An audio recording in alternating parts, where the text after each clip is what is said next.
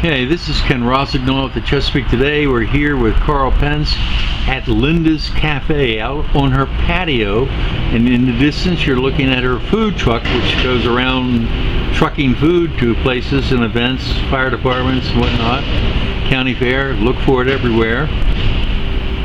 Karl is the former head of the Maryland's largest union, the teachers union in Maryland, and is a longtime educator. Started working at Chopticon High School in 1966. 74.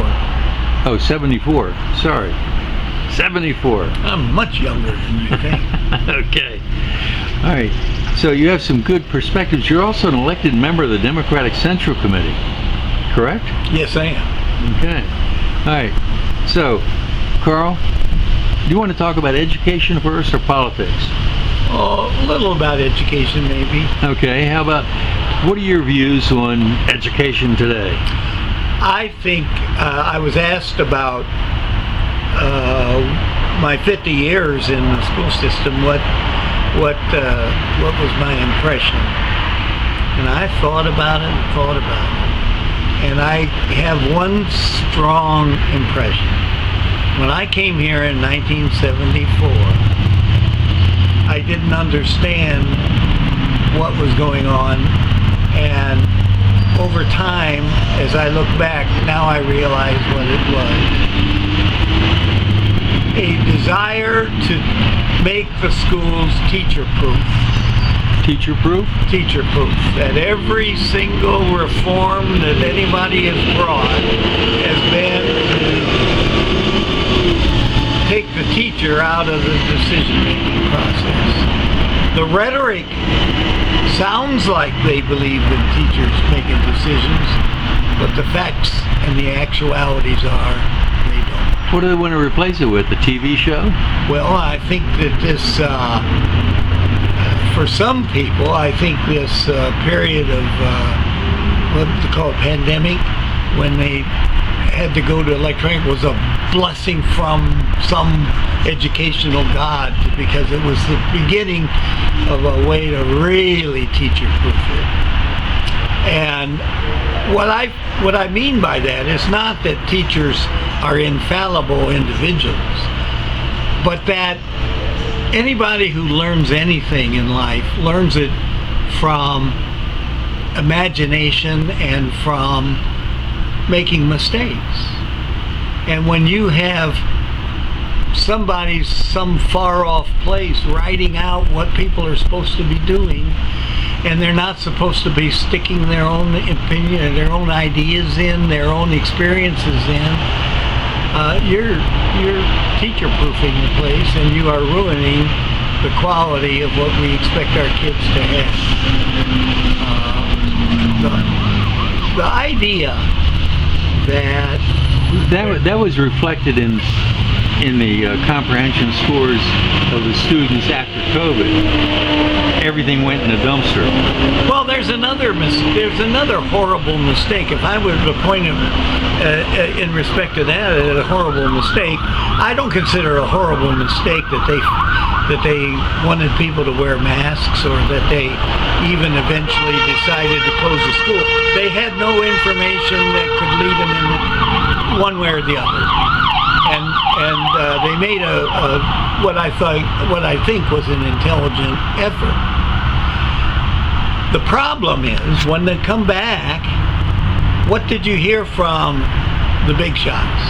You heard, we've lost 2 years. These kids have lost 2 years, and we have to make that up. And I say, horse crap. You don't have to make it up. Right. Life makes it up. You go back where they were when they lost their learning opportunity in a formal way. We didn't do a good job with it as far as home teaching and all that. We just didn't know how to do it. And I'm glad we didn't know how to do it, because that's not the magic of the educational environment. But to come in and then start wringing your hands about the fact that these kids are 2 years behind and we have to catch them up 3 years all in 1 year is just plain silly. And the people that have all these education degrees and all that kind of stuff ought to know better than that. So if I were to reform it, I would say let's understand that the kids didn't have the kind of progress for 2 years during this pandemic period. Let's start them where they were and let's go on. They're going to live, if everything goes right and so on, they're going to live to be 80 years old. This 2 years won't be the destruction of their lives. Let's pick them up where they were and not be trying to somehow give 3 years worth of education in 1 year, because there's so many distractions anyway. You can't do it. So that was one thing that I really feel pretty much about when I started thinking about schools.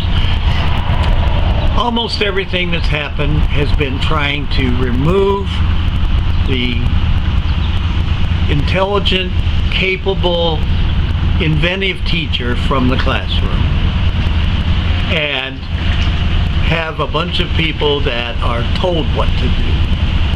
And the real sad things are when you get to visit the schools as I've had, and you discover that some of the most brilliant people you've ever known, our teachers, are being constrained.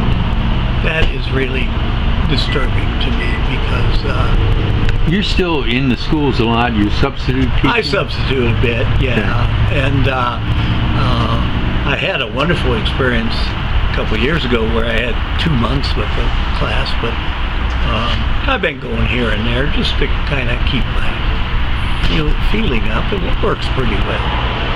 I'll tell you one thing, I went to one of the middle schools and people said, "Oh my God, why are you going to a middle school?" And I made a joke. I said, "Well, I think it'll make me appreciate the high school better." But the fact is, I've been going to Margaret Brennan, and that's a wonderful place, a wonderful school, and those kids are wonderful kids, and they have good teachers, and I think we should respect that. The kids are, they're middle school kids, for God's sakes, and they're moving from the receptor age to the thinking for yourself age, and that's never very pretty. Okay. When you started at Chopticon teaching, what grade were you teaching? I came in and taught 9th grade English. Okay. And I also took on the newspaper. So that was 74. When I said 66 before, I think that's the year the school was built. Yeah, I think you got that. I wasn't there at the very beginning. Yeah, okay. All right. And now they need to put a new roof on it and don't have the money. Oh, they don't? They cut yeah, it. They don't have the money, but the county commissioners are funding a $60 million sheriff's headquarters, a palace, for a place for the deputies to hide from the criminals. And they don't need that, but they do need to work on the school. Well, the funding is always an issue. Yeah, one of the things over all these 50 years of my involvement with the teachers union and so on,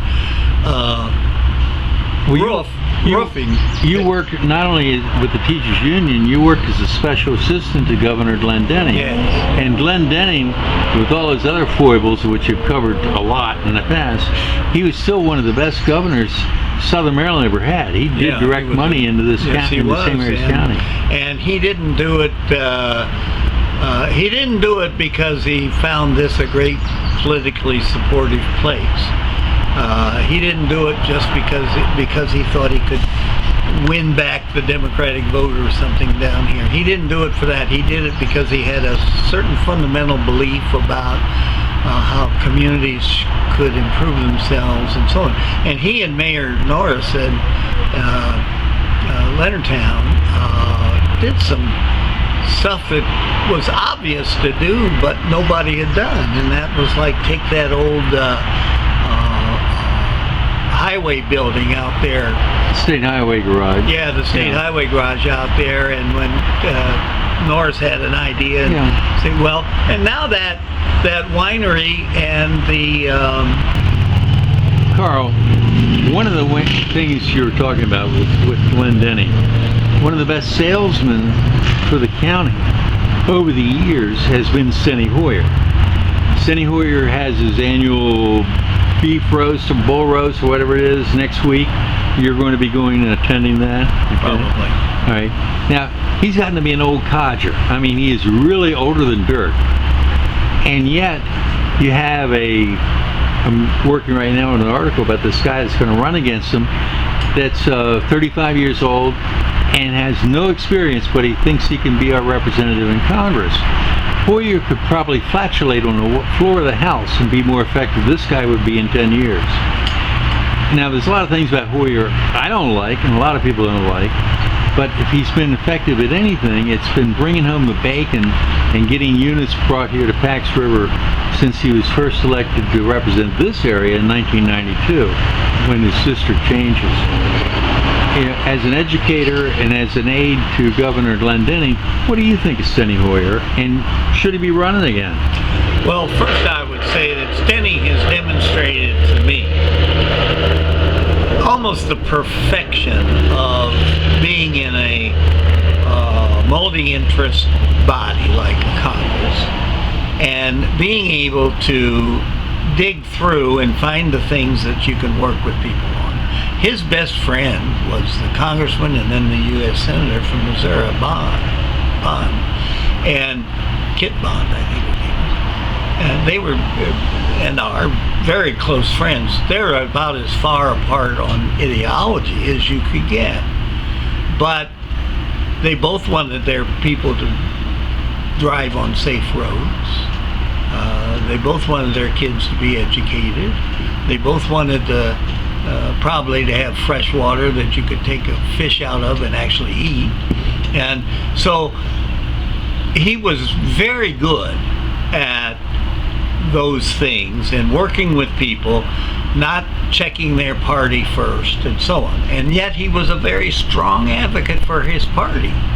And so when you get into a partisan debate, he was very effective. And I think the equally professional people on the other side respected that in him, because he didn't make his career by lying about things. And so I think he's been a great congressman. I can't ask him to not run. I'm not going to ask him to not run. I know he can't run forever, but I think that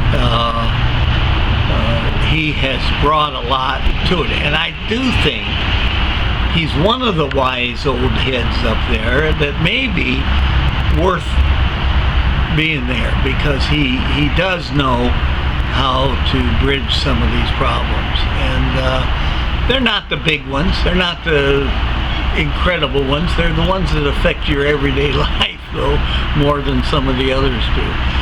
So I admire him, and I think he's just we've been very fortunate. Now, I was at a campaign meeting a number of years ago, and it was pretty clear that he had moved to St. Mary's County and he wasn't winning in St. Mary's County, and he was kind of saying that, and someone else said it was just terrible. And I said, well, Steny, if you would stop bringing those new programs to the base and expanding the base and bringing in all those good Republican people to do these things, we would be in better shape here. So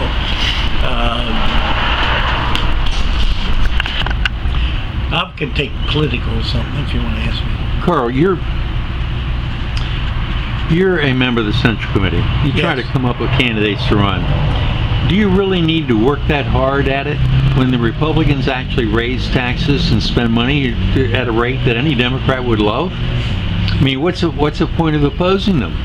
The Rhino Republicans are doing the job of Democrats in St. Mary's County. Is that right? The problem is, let me just say up front, the Rhino Republicans are the right-wingers. They're the rhinos. They are not the Republican Party that was created in 1856. They are not the Republican Party that supported and expanded public education and created the university, landmark land-grant universities. They're not the people that made public schools the center of governmental commitment. They're not the people that were the advocates for civil rights and for human dignity for people regardless of how they look or where they came from. They are not the Republicans. They are the rhinos. The real Republicans are been run out of their party. And I think there was an article in one of the papers, a letter a while back about saying the rhinos and we need to get candidates that meet a certain conservative test and all that kind of stuff. And that's totally backwards. Now, I had in my own party, I remember after, I guess it would have been toward the end of Bush's term, when a senator who unfortunately died in a plane crash a little later, but he was running a campaign in which he said, "I belong to the Democratic wing of the Democratic Party," and I thought that was clever until I was driving home, and then I thought, now wait a minute. This wing business is not what parties are about. Parties are developed so that people have inclinations that are similar, find a way to work these differences out among themselves. Okay, well, getting back to your Democratic Party in St. Mary's County, you have a member, the only Democrat I can think of that got elected to anything in this county in a while was this guy Brian Crosby. Yeah. And he voted to raise taxes on IT. At the same next day, he moved his IT business out of the county to Virginia. But he voted to raise taxes on everybody else, and then he leaves. Do you think he'll run again for the House of Delegates? I don't believe. My understanding is not. I wouldn't bet on it, but my understanding is that he is not running again. So are you developing a candidate to run in that district? Well, we think we have some talented people that would be able to. Like who? Oh, I don't want to say because some of them. Well, this is an interview. I'm trying to get you to say stuff. I mean, there'll be several that'll emerge. I don't. Well, your Democratic Party in St. Mary's County, as much as you might want to bemoan the Republicans, you haven't done a very good job about fielding a ticket. You had a county commissioner president candidate last time who wasn't even eligible to run. You know? Yeah. Well, I think we understand that you have two issues you got to deal with. One is we want to have as full a field as possible of candidates, and we would like to have contested primaries so people can discuss the issues in a way that will lead to some conclusion. But we can't just. Well, do you think the Democratic Party is too liberal for St. Mary's County? Oh no. I think we're pretty fundamental. I think that you can look at pieces of things and call it liberal, but I think George Will, who's no liberal, wrote in the Post the other day a marvelous piece about this president's administration being a progressive. I didn't know George Will was still alive. Yeah, well, George is, yeah. Wow. I think he's become a Nationals fan, which as a Cub fan, I'm sorry to see if he's left us, but... okay. Well, who do you think the Democrats are going to run for sheriff next year? I don't know. Anybody who the Democrats will put up for county commissioner? I haven't heard as far as... Well, this guy, Art Shepard, who ran for county commissioner before, has changed parties to Republican and is talking about running. Well, so you're kind of losing people. One of the things that's happened is that, well, Mike Hewitt was a Democrat for a while. Yeah. And I think he still votes like a Democrat. And I think people... well, I think people...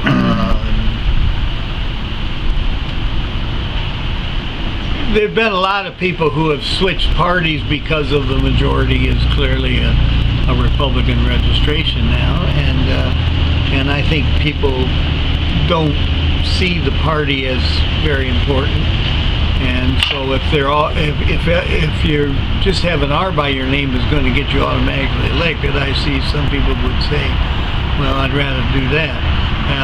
That doesn't necessarily mean that they've had great changes in their outcomes. Most of the Democratic officials that I've known have been what I'd call mainstream moderate people. They might vote liberal on something or whatever. I took a test at the what is that? The party of it's a minor. It's that party of independent thinking, whatever they call it. And what do you think the chances are of Westmore getting reelected governor? well, I think he's going to have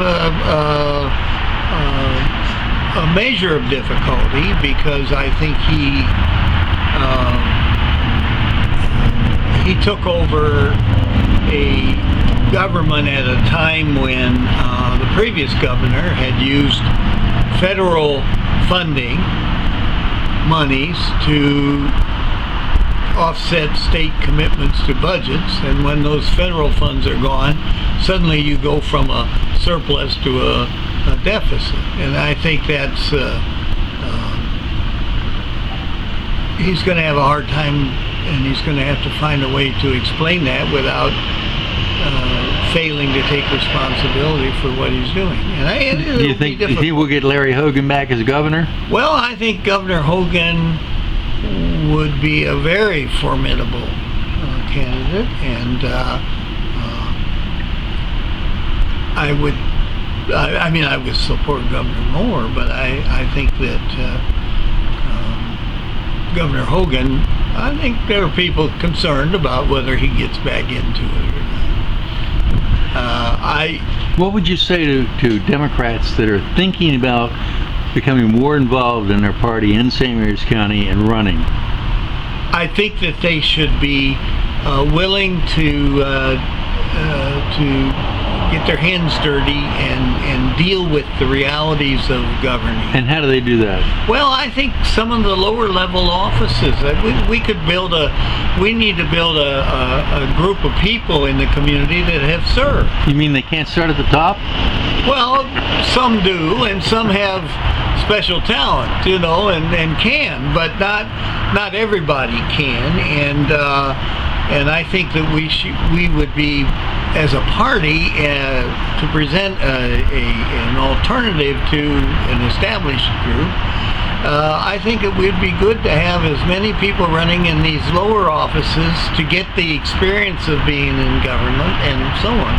Do you think you'll get any disaffected Republicans to change over to Democrats? I don't know. And run? I don't know. I would like to see that happen because I would like to see the real Republicans get away from the rhinos who run things. Well, you got Democrat Howard Thompson, who ran 10 years ago for president of the county commissioners. You think he's going to come out and run again? Well, I don't know. It's making a lot of noise. Yeah, is he? But did he switch parties? No, he's Democrat. Good. Yeah. I don't. Okay, Karl, thank you for being here at Linda's Cafe today. This is Ken Rosignol with the Chesapeake Today with Karl Pence from the St. Mary's County Democratic Central Committee, and he had some pretty good predictions for next year. He's looking for candidates to run for office. Any Democrats out here who want to do some work, contact Karl. All right, thank you.